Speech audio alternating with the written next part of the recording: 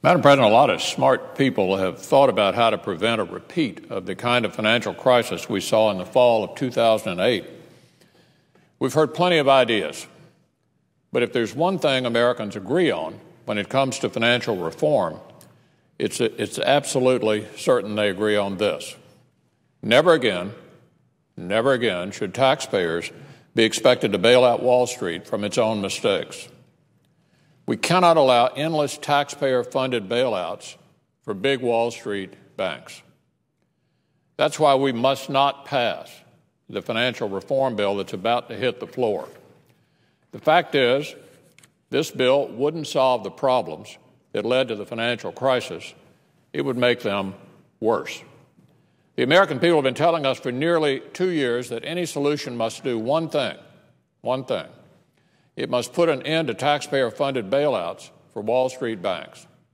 Put an end to taxpayer-funded bailouts for Wall Street banks. This bill not only allows for taxpayer-funded bailouts of Wall Street banks, it institutionalizes them. Let me say that again.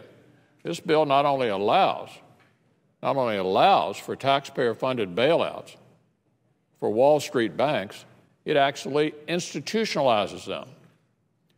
The bill gives the Federal Reserve enhanced emergency lending authority that is far too open to abuse. It also gives the Federal Deposit Insurance Corporation and the Treasury broad authority over troubled financial institutions without requiring them to assume real responsibility for their mistakes. In other words, it gives the government a backdoor mechanism for propping up failing or failed institutions. A new $50 billion fund would also be set up as a backstop for financial emergencies.